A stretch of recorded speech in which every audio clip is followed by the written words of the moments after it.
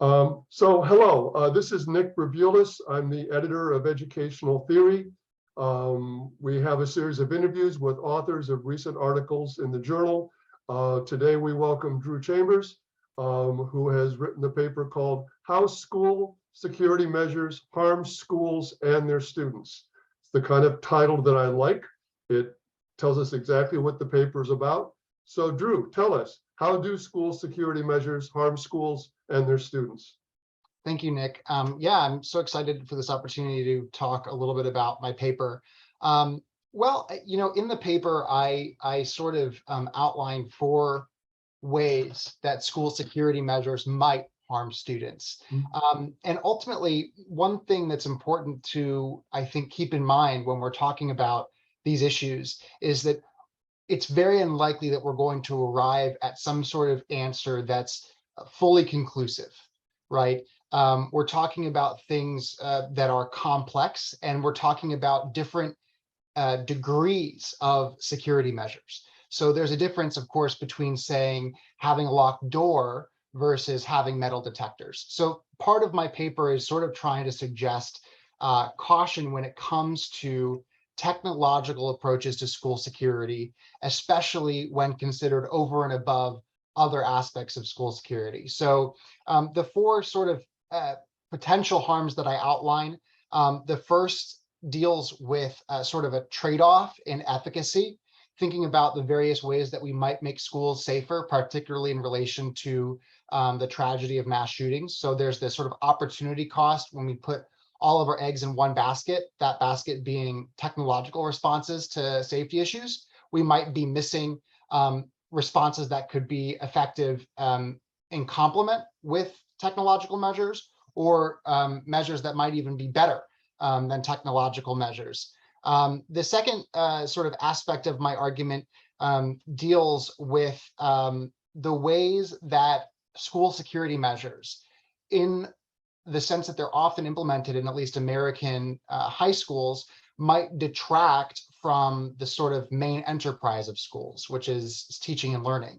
I sort of make an argument in the paper that technological measures, when they proliferate in the way that they have been shown to do in schools today, they might be preoccupying. The third reason deals with sort of unintentionally propagating fear as a result of creating an environment in schools that we might call securitized or hardened.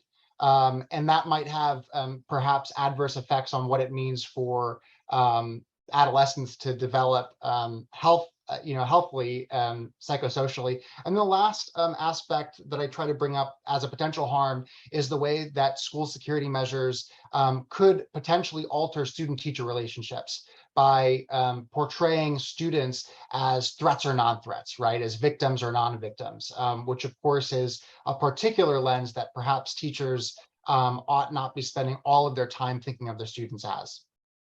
Yeah, thank you, Drew. I think that's an excellent summary and overview. So follow-up question, and you've heard this from me before, actually. One of the things that strikes me about this issue is that it looks different in different kinds of schools.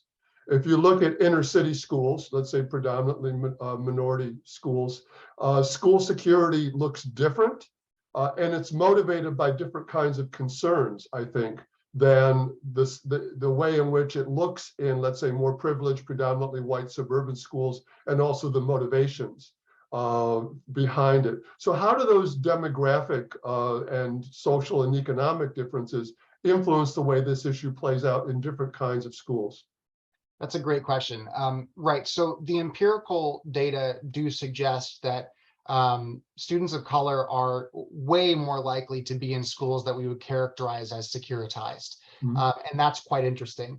When we look at the types of measures that go on in, say, urban environments versus suburban environments, or sort of schools that are predominantly populated by low-income students or minority students, we're dealing with factors that are more sort of intended to presume threats are there and that they're in the school and that students might be bringing them into the school. In other contexts, like you said, that are perhaps more privileged, either socioeconomically or because they're majority white schools.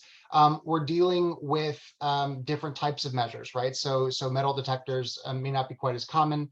The presence of law enforcement officers, of course, takes a very, very different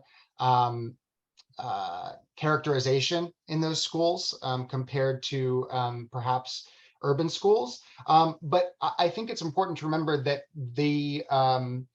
we're still dealing with the issues in suburban schools, right? So there are schools throughout the country that, for instance, have what is essentially a police department attached to the school, and that can exist even in sort of rural Floridian schools. So it's not just an urban problem, but it is the truth that Black and brown kids are disproportionately likely to attend a school with things like metal detectors, law enforcement officers that are armed, security cameras, things like that. Yeah, thank you for that, Drew. Well, so here's sort of the $64,000 question, and you've touched on this already. So what should schools be doing? Obviously, for larger social reasons in this society, we seem to be facing a regular sequence of these mass shootings in schools, and there's larger issues of gun control and others that I think we seem unwilling as a society to come to grips with. Nevertheless, there is a demand among parents and communities for keeping their kids safe. How should schools and school districts be responding to these demands? And what kinds of school security are justified or worth the balance or trade-off in the present context? Yeah, that is the $64,000 question, or $1 million question even. In the paper, one thing that I think is very important is to recognize that when we're dealing with mass shootings, the sort of causes that are contributing to a mass shooting are in many cases disparate, and in a lot of cases multitudinous, right? So obviously access to firearms is an important enabling factor for mass shootings. And so it's obviously very, very important that we limit access to firearms. But there are other factors that are contributing to that. So for every young person who doesn't end up deciding to enact a mass shooting, they may still be experiencing causes that are still precipitating mass shootings on the rare occasion that they do happen. These are things like isolation, things like domestic abuse, things like bullying. And those are factors that are far more omnipresent than just the phenomenon of school shooting.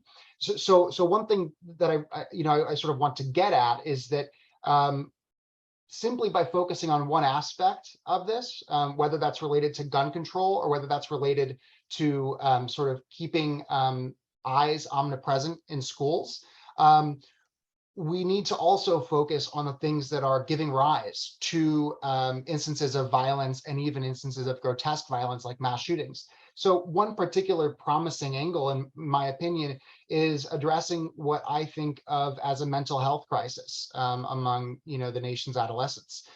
It's just I think a quite sobering and unfortunate reality that the bulk of funding related to making schools safer goes to things like security cameras and doesn't go to things like robust counseling departments or adding more counselors to schools. And those things are good, not just at sort of quelling potential causes of school shootings, but also helping those students who may never become violent, but are nonetheless suffering the sort of causes of violence in other ways. Yeah, thank you. I think that's such an important point. I mean, underneath the iceberg, the larger issue, I think, is a student mental health issue that has all sorts of damaging manifestations, even besides school shootings, suicide, other kinds of horrible consequences. We see the tip of the iceberg because these school shootings are horrific events that obviously get a lot of airplay. But I think you're right that to a significant extent, we can't deal with the overt acts of violence without looking at the larger and much more general problems that underlie it. So we appreciate the fact that you're drawing attention to that larger crisis. Yeah, I think that's what you said about the iceberg analogy is so important. And you're right that there are many other ways that students are harmed in schools as a result of that crisis, Yeah. not just for themselves, but also for their peers. And so it's important that we remember that any response that's going to make schools safer for students, both physically but also emotionally safer, is going to involve a sort of multi-pronged approach. And this isn't Yeah. to say that we should no longer lock doors to schools, but it might be saying that, 90% of our dollars should not be going towards, upgraded cameras or fingerprint scanners or something like that. Yeah. Drew, thank you for that summary. It's an excellent paper. I hope people do read it. We really appreciate your time talking to us today. Yeah, thank you so much for giving me the opportunity. I appreciate it. Okay, take care.